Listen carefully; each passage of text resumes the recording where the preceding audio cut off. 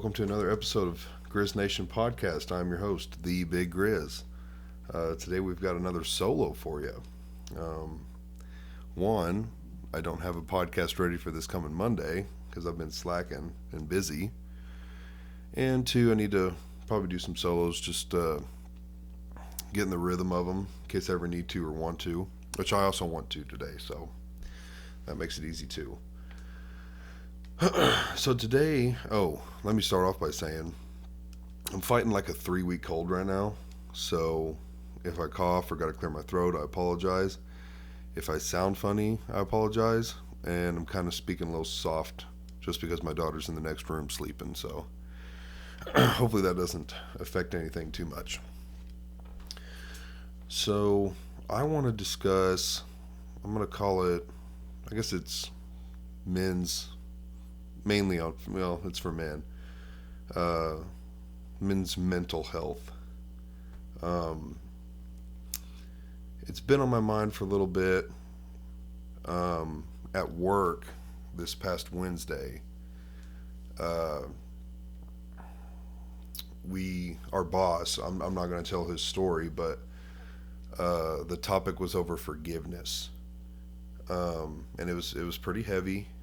I almost walked out multiple times just because it was some pretty heavy stuff. But it got me thinking about some stuff, mainly one thing, and also just I don't think people, mainly women, understand what men carry on their day to day. Damn, I need to quit saying There's a lot that a man will just hold on to. I do it myself to protect my family. One thing I can mainly think of is like finances.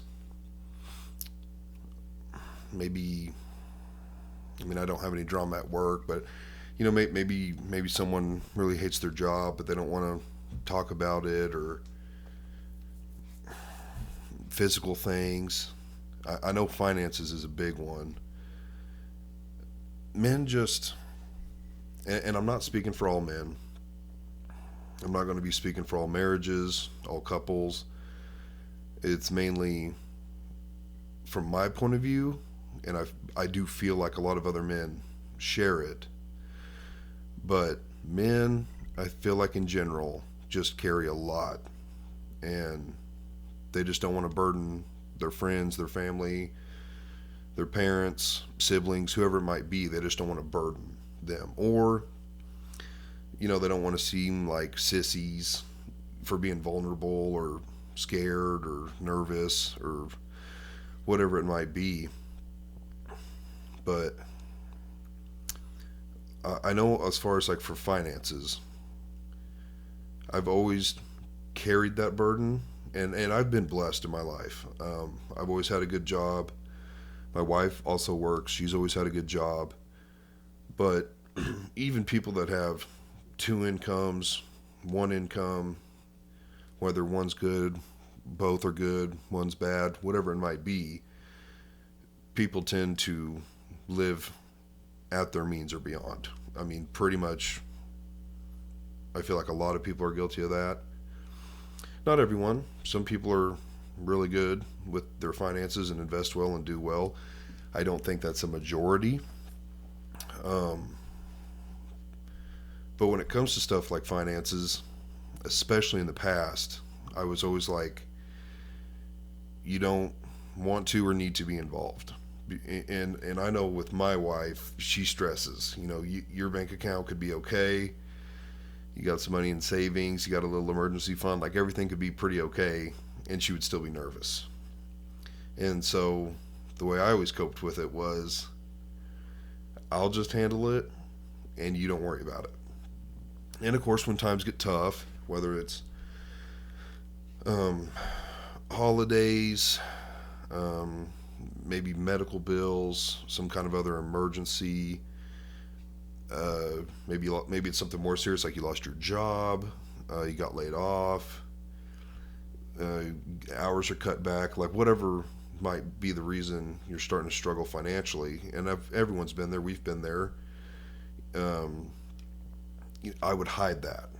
I wouldn't want her to stress about it, because the few times I filled her in, it would just be it would be like I'm already a little stressed. No, she's like really stressed, and so it would make my stress go up. And of course, I wouldn't want her to be stressed, so it's not something I would openly worry about more. I would keep it to myself. I think a lot of men do that. And whether it's their spouse, their girlfriend, their buddies, like, guys typically don't talk about it. It's just one of those things that, the way I feel, it's, sometimes it's like, why would you? Um, Maybe it's nobody's business. Maybe you feel like you've got it covered. But that's not always the case. You're not always going to have it covered. And eventually, I mean, it's going to wear you down, either physically or mentally, spiritually. I mean, it's going to wear you down. I've always been the kind of person, I don't really stress much. I have been very stressed a few times, and I'll get into that. But as far as like a day to day, like some people are just, oh, they're stressed about what's going on at work tomorrow, or stressed about what they're going to make for dinner tonight. That kind of stuff, that's never stressed me. My dad's always said, work's going to be there tomorrow. Like, work is work. It's always going to be there the next day. You don't need to take it home and stress about it. When it comes to little things, like, what are we going to have for dinner tonight? Like, we're going to eat. I've never found a point in worrying about stuff like that, making it a big stress. That being said, I mean, everyone has faced something stressful, whether it be something minor or something major. But I think it's good that for men to reach out to other men. I mean, or with your spouses or someone at church. Like, it's a good thing to get those things off your chest. And again, I can't speak for all men, but I feel like it's probably not natural. It's more natural, more comforting to probably just hold that stuff in, just so no one perceives you different, or maybe you just don't want to talk about it and bring it up because then you have to face whatever it is. Trying to think of some other examples. I know finances has always been one for us, and again, it's not like we've ever struggled a lot. I mean, no more than probably your average person that lives paycheck to paycheck pretty much. But more recently, probably within the last, let's see, I've lived here, we built this house, we've lived here I think for almost 2 years, so probably the last 2 to 3 years I've involved her more, just to, I wouldn't even say lessen the load on me, because I make it a point to not stress, but just to keep her involved. She's always wanted to be involved. Excuse me. But I'll show her things to let her know how I deal with it, and how I handle the stress, even though I don't really let it stress me out. But I'll just tell her, like, hey, the checking right now looks a little low, but you got to realize we just paid the mortgage. We just paid a credit card, which is like, the electric bill's on it, the phone bill's on it, Netflix is on it, like stuff like that. We just paid one of the vehicles. Like pretty much all the bills just got paid. There's always like, at least in our house, there's always that like 1 week of the month where just a lot of bills come in. And so I would explain to her, in case she ever wants to see it or know, or, God forbid something happened to me, like, hey, there's like 1 week in the month that a ton of money comes out. So yeah, it looks bad, but you got to think, there's next week, the week after, like, it's going to grow back up and then dwindle down, grow back up, dwindle down. So when you see that low number, you don't think, oh, the bank's low. You think, oh, I just paid like 80% of my bills. 100% of the big bills.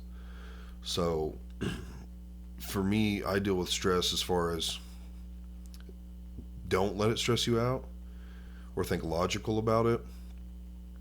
And again, those things to me aren't major stresses. Now, well, like when I lost my job, uh, that was extremely stressful.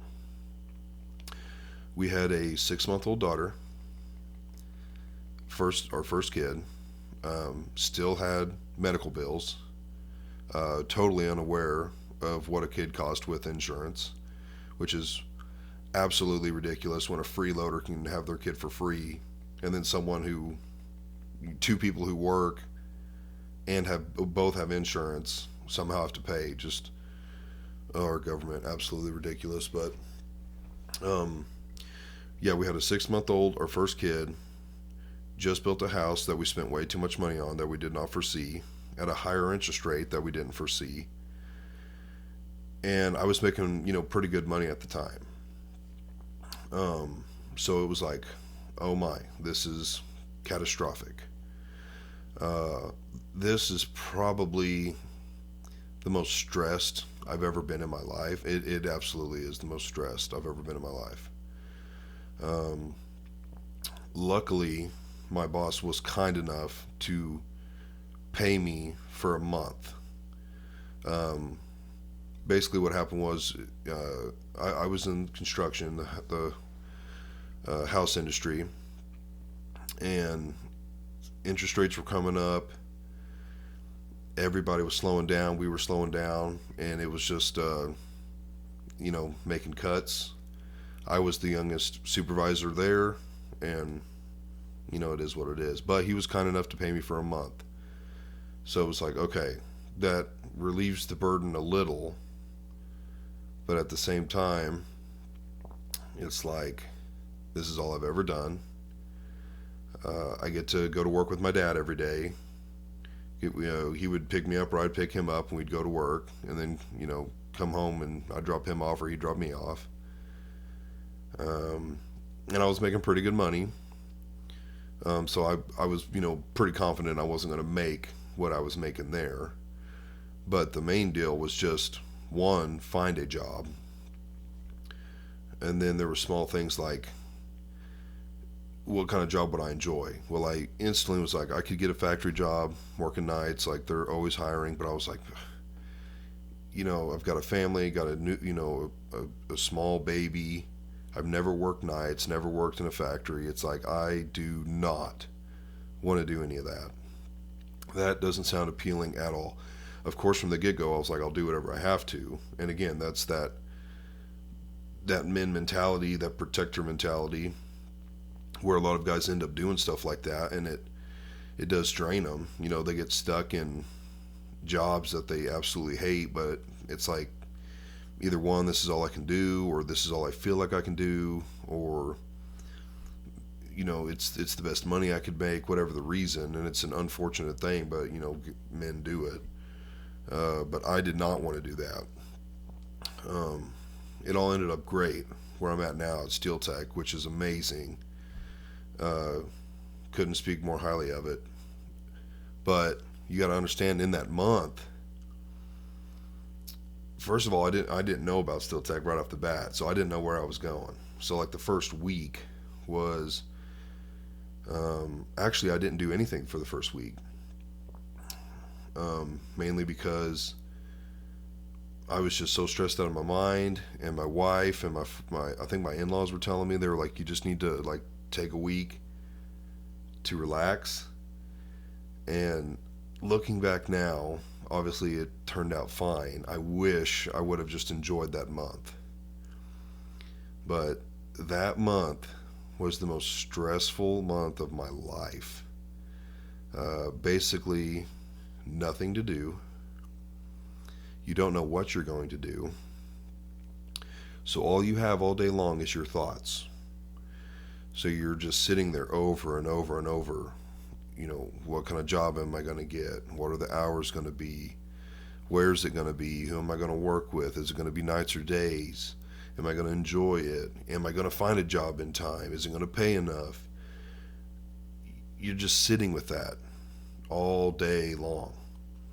I remember I was going down to my in-laws lived right up the road. I would go to their house, and my father-in-law works from home a few days out of the week, and I'd just go there to watch movies and stuff and try not to think about it. I have never, ever in my life been suicidal. It's, again, never been that stressed. Could never imagine doing it. But that's the key word, doing it. During that month, there was a solid 2 weeks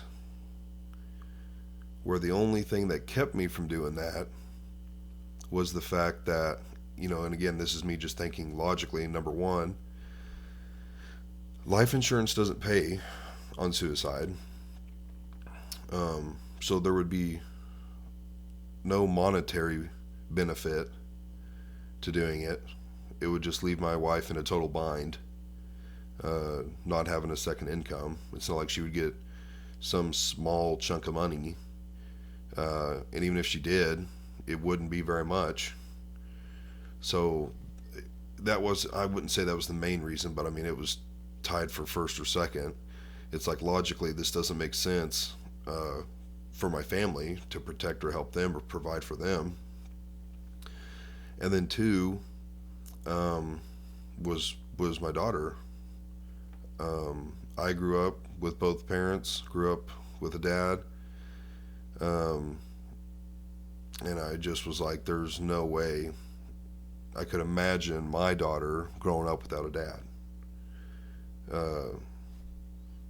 I just couldn't have fathomed that. I was like, that just seems so selfish. And I know that probably doesn't sound good to hear if you know someone who's committed suicide, but I don't care. I'll call it what it is. It's selfish.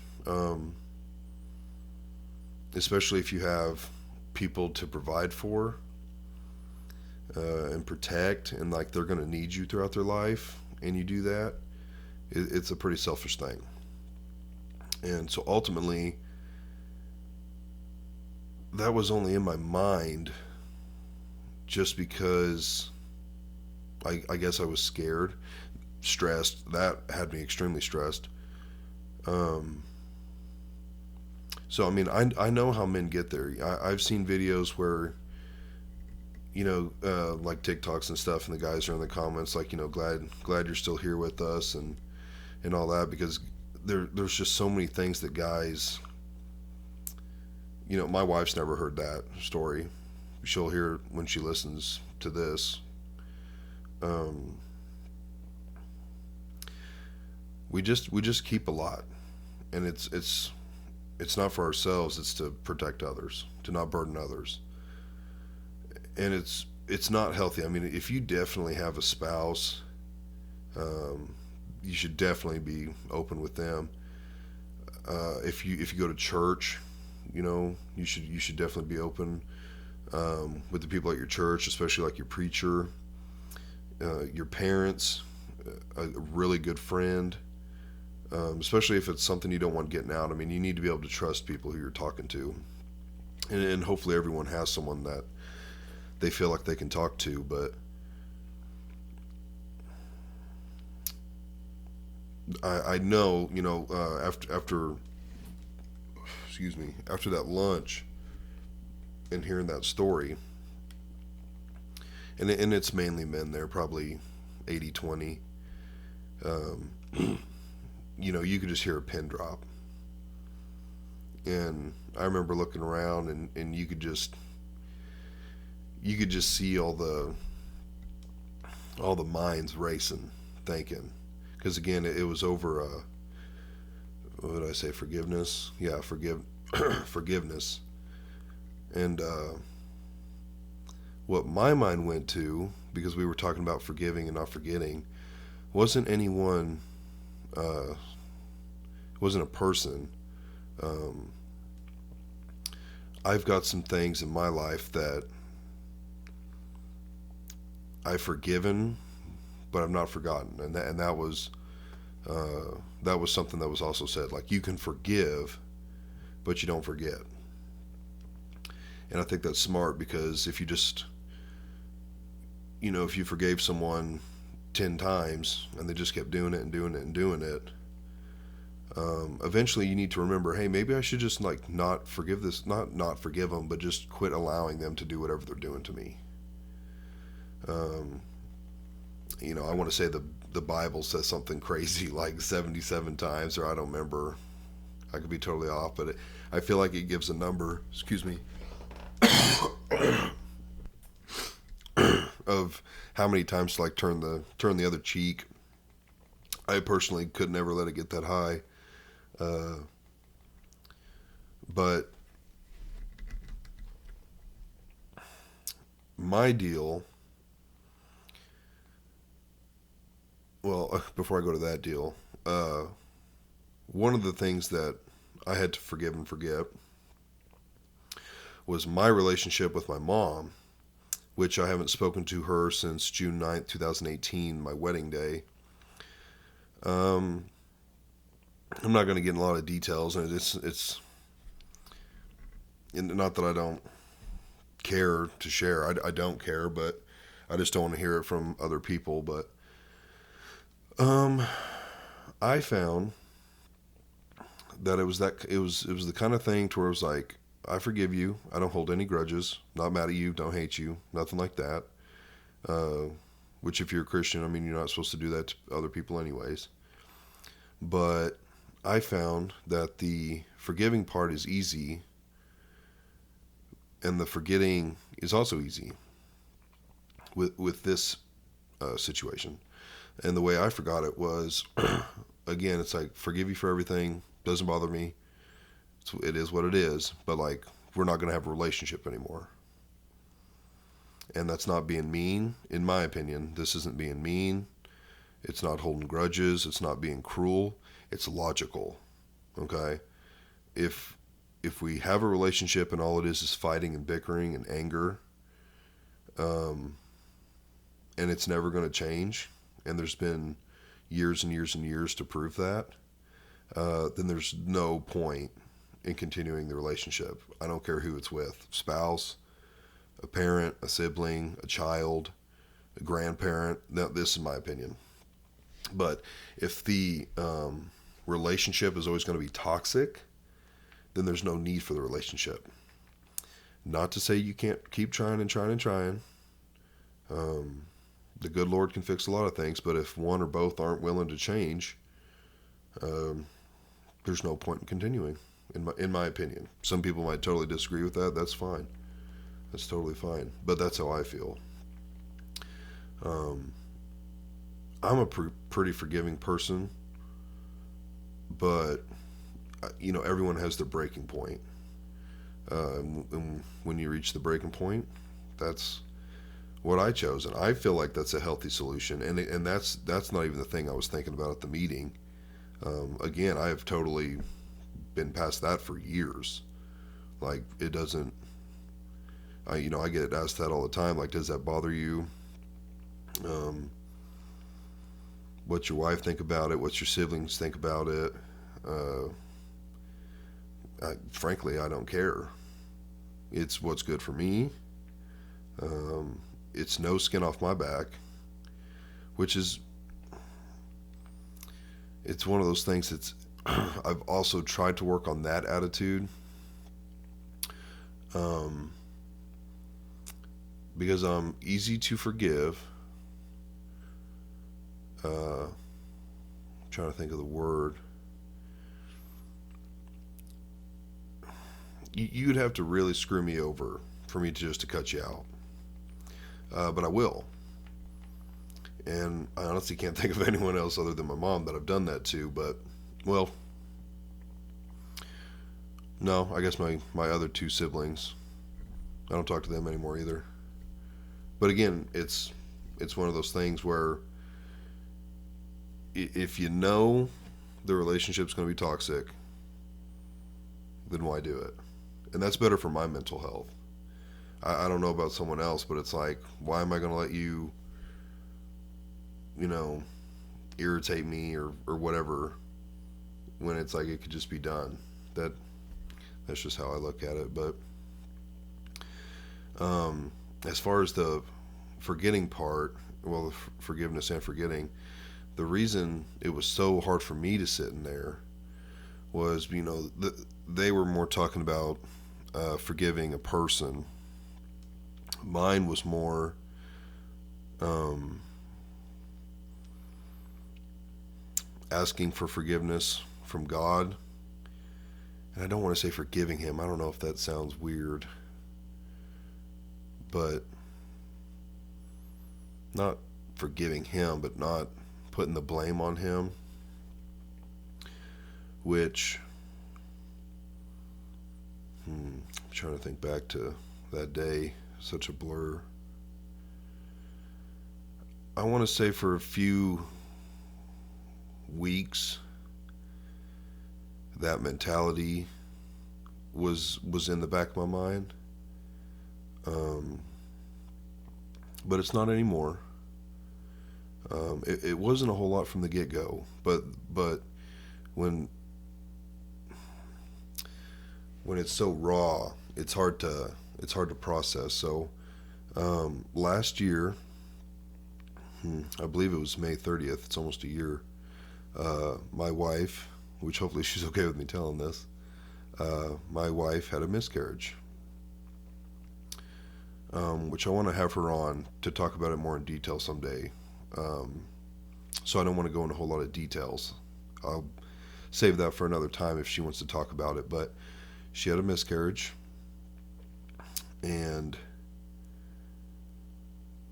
I had always thought when we were trying to have kids, our first one, everything was fine. But I always thought that would never happen to us.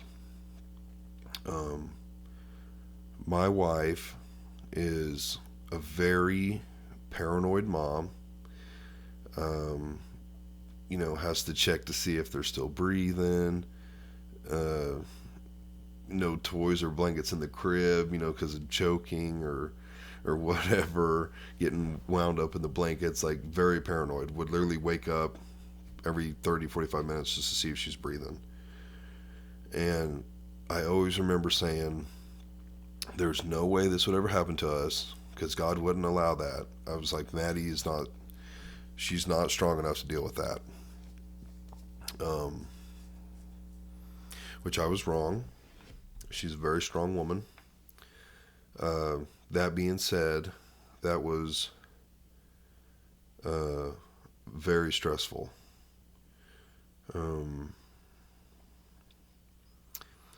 I also couldn't believe how many people came forward and told us similar stories. People that we had no idea that it ever happened to. But right off the bat, and I believe this, but I was telling her, I did believe it, but I was trying to tell her things to comfort her. I'm sitting there saying, hey, yeah, I mean, it was pretty early on, and it wouldn't be different at any stage. I mean, I feel like it would be harder at a later stage, of course, but it was like, hey, maybe something was wrong with the baby. Maybe it was going to be deformed or just have a lot of problems. And this is God's way of alleviating the situation. Almost doing something good so something bad wouldn't happen. That's what I like to think. And we just don't know. The doctors told us that these things just happen. One of our nurses said she was pregnant 5 times. 1, 3, and 5 were fine. She lost 2 and 4. She's like, there's no reason. It just happens. But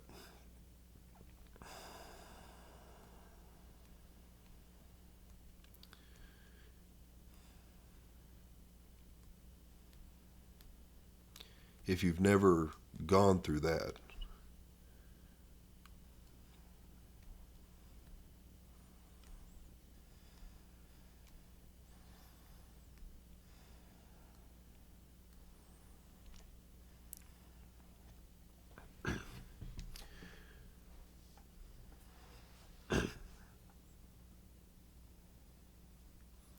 it's pretty tough.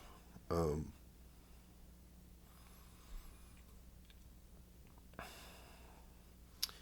I'd actually just started working at Steel Tech a few months before, and this happened during the week.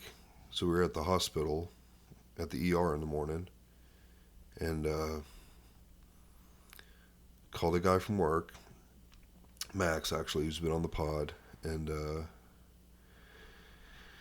he was the first person I called, um, just to let him know that I wasn't going to be at work, and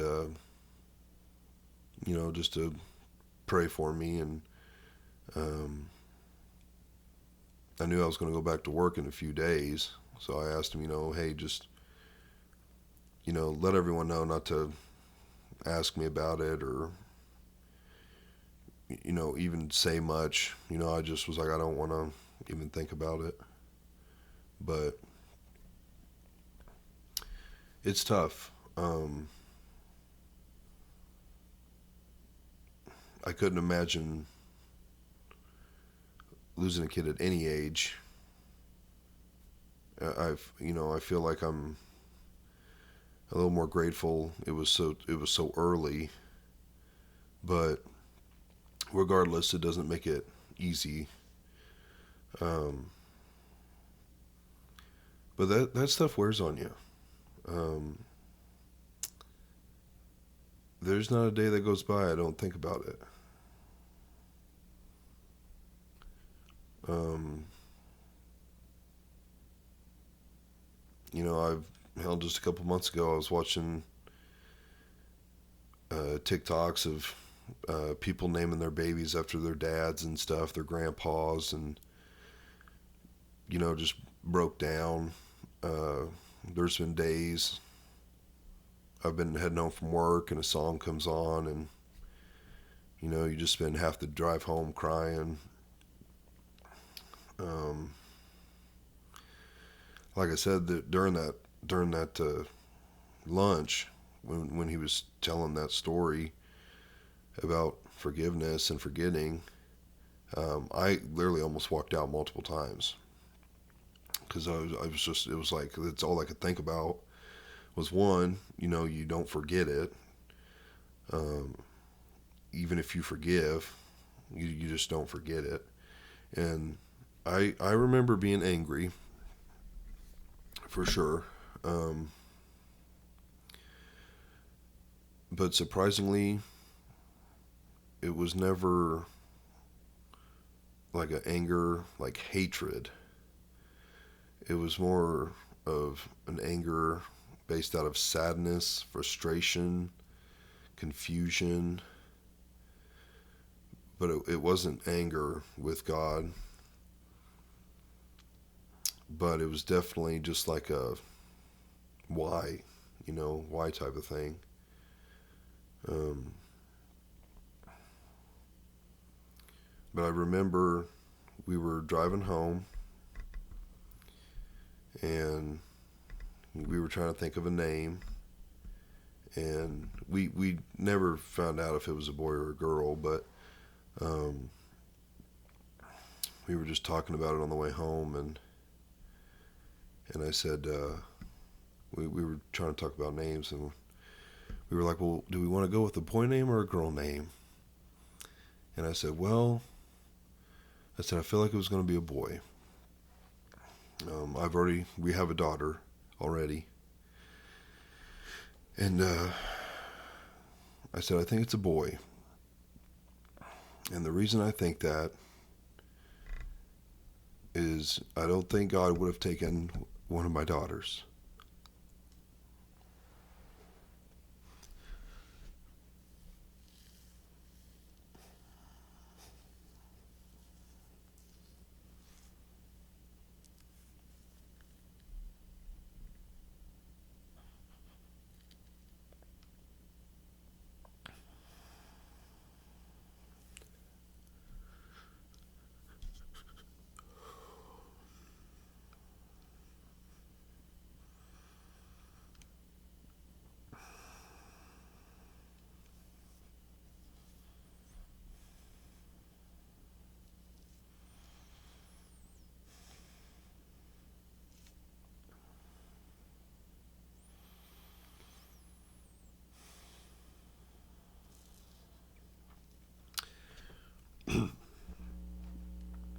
yeah, I just couldn't cope with that. So I said I think it was a boy, and I said he must have just been a badass little boy, and God needed him more than I did.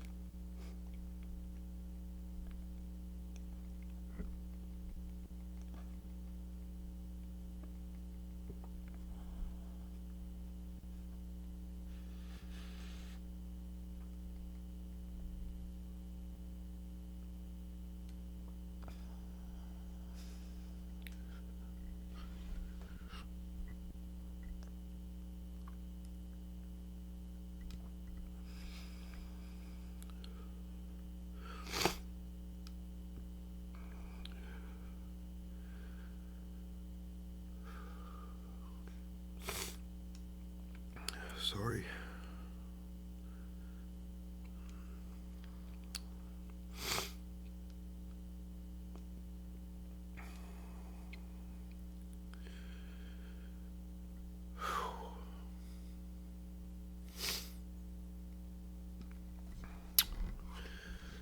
But we ended up naming him Hart, Hart Lane, which Lane is my dad's middle name.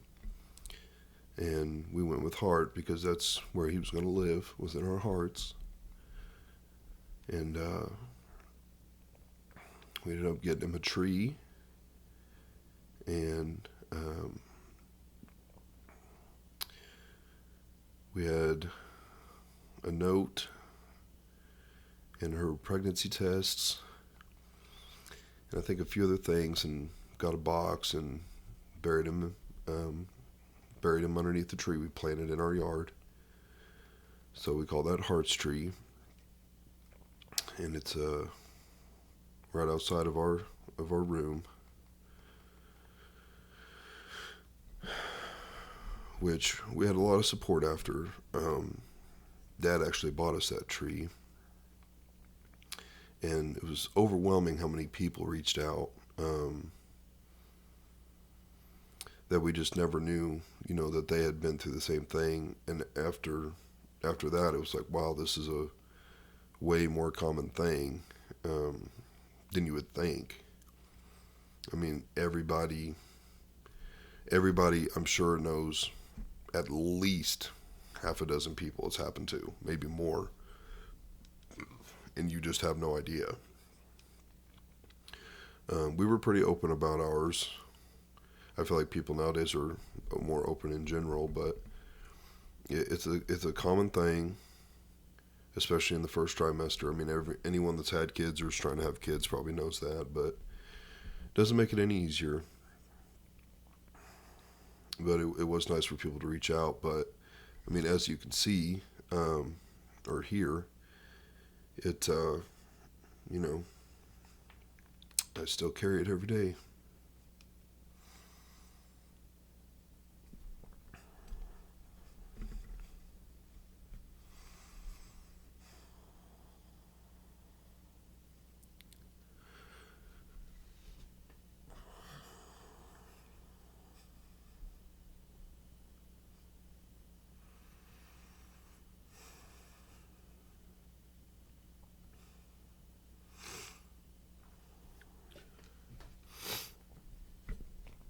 And honestly, I don't know what to do.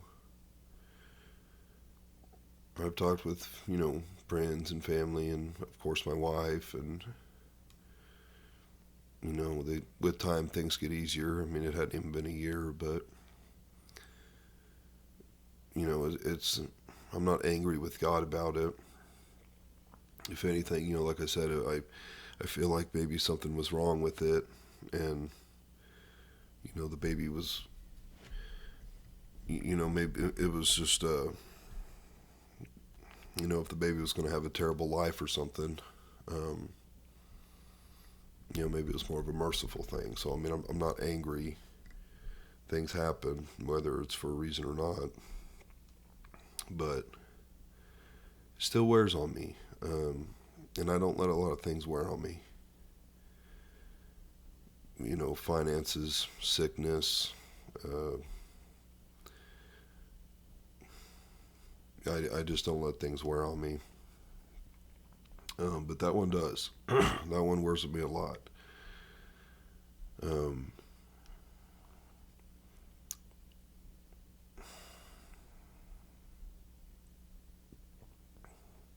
I just know there's men and women too, but I'm not speaking for women. I'm not a woman, so I'm not speaking for them. But men, they carry stuff, and you more than likely don't even know it. I would say 99% of the time you have no idea. Even if it's someone close to you, you just have no idea. It's uh, it's just one of those things that I don't know. Sometimes you feel like why talk about it? What good's it gonna do? Um, and I've been open about it with people, and um, I've been open about it at work. Most of the time, I'm fine. It's no big deal. Um, I remember telling Thomas, who's also been on the pod. This was like a week after it happened. Um, he's my lead at work, and he also does my one-on-ones. We have these things called one-on-ones, and uh, he had just kind of asked if I was okay and if I wanted to talk about it, and we talked about it briefly until I got to the part about what we named him and why, and I was like, okay, I can't talk about that no more. But I think it's good for any of the guys watching this to realize you are not alone. Um, I mean, we're all dealing with something, no matter what it is. Uh, Something like that, losing a spouse, losing a parent, having to file bankruptcy, whatever it might be. I mean, there's so many things that life is just always trying to tear you down. It seems like. I mean, I don't know how people do it without faith. I really don't. But or a good woman, I don't know how people do it, but you are not alone. No matter how big or small it is, someone's dealing with something. Um, but another thing that I wanted to talk about in regards to all that, um,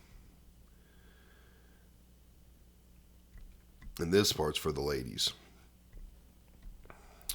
Sometimes, as a man, you just need your release. Whether that's playing video games, um, going hunting, fishing, taking, a 30-minute shower when you get home from work, um, riding a motorcycle. I mean, whatever it is, that's not always, oh, he just, doesn't want to help do this or whatever it might be. It's not always, oh, he's being selfish or something. Um, Sometimes that's just their way of dealing with stuff, and maybe it's not healthy, but, like getting in, diving into video games for an hour or two or even more. Uh, that could be their way of just getting away. Um, that's something, I play games, and it's like when I'm playing and me and the boys are having a good time and laughing and just enjoying the game and whatnot. It's like you forget about all that stuff. Anything that's stressing you out, you just forget about it. Whether you play for an hour or 12 hours, you're not thinking about it the whole time. Hunting is another one. Now, I only hunt rifle. I'd like to get into more stuff, but I only hunt deer rifle season, and just the few days I go, like the whole time, there's just no thinking. There's no bills. There's no sickness. There's no work. There's nothing. It's you, the rifle, just sitting out, listening, watching, praying, thinking, but typically I don't think about it. Nothing stressful. Just kind of to clear your head. And I don't think there's anything wrong with that. Should you go try to find someone to talk to? I'm not big in therapy or nothing. That seems weird to me, but, to each his own. But, like a spouse or a parent, something like that, it's probably good to go talk, but there's times you just need to unwind. That being said, you can't unwind and unplug 24/7. But, maybe you've had a long day at work. Maybe you just lost someone, whatever it might be. And it's like, hey, I just need, can I have 30 minutes alone when I get home? Or can I go out Saturday and go fishing? Or maybe you want to, like, with my spouse, with Maddie, it's like, hey, let's take a motorcycle and just go. Let's go riding for a couple hours and just have fun. Get your mind off of things. Nothing wrong with that, in my opinion. But yeah, like I said, I don't let a lot get to me. And there's not many things that stress me out. But that's definitely one of them. Oh, gosh, my freaking nose is running. So, yeah, and if anyone ever needs to talk about something, hit me up. I was talking to a buddy at work today. I'm not going to name him, but he told me some pretty heavy stuff, and wouldn't have guessed that. Would never have guessed it. But like I said, you never know what someone's dealing with. Especially men. Women, I think, they let it be known, and that's just how they are. There's nothing wrong with it. It's probably better that way, but we tend to bottle stuff up, and it's just, it pretty much it is what it is. I think it's been like that for, all of mankind. It's just natural. It might not be right or healthy, but I think what would be best is to find someone you can talk to, and then find something that can get your mind off of it. Of course, something healthy. Obviously, something, drugs or, being an alcoholic or something's never the answer either. But yeah, I don't know. It just got me thinking when we had that lunch and that was the topic. I had been wanting to kind of discuss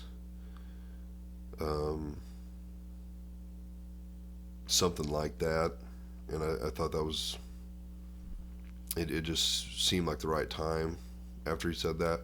And again, I've been wanting to do more solos. I'm gonna need to or want to do solos occasionally.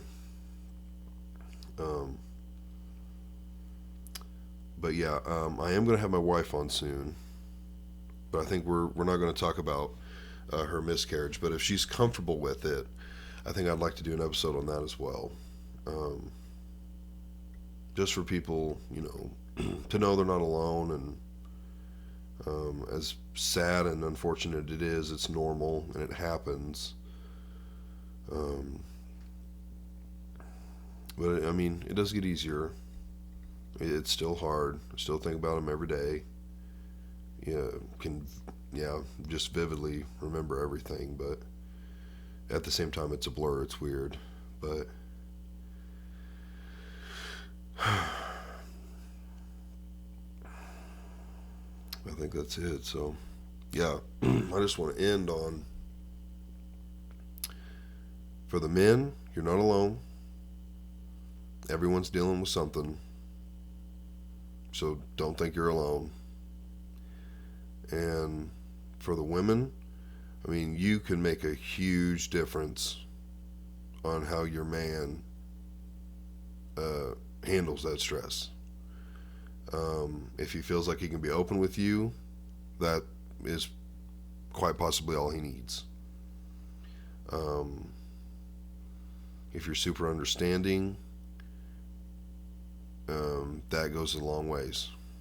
And if you're just like, he doesn't want to open up to you, or maybe every now and then you're like, I wonder why he wants to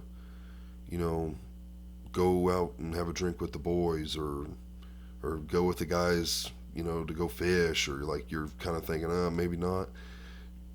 Let him go.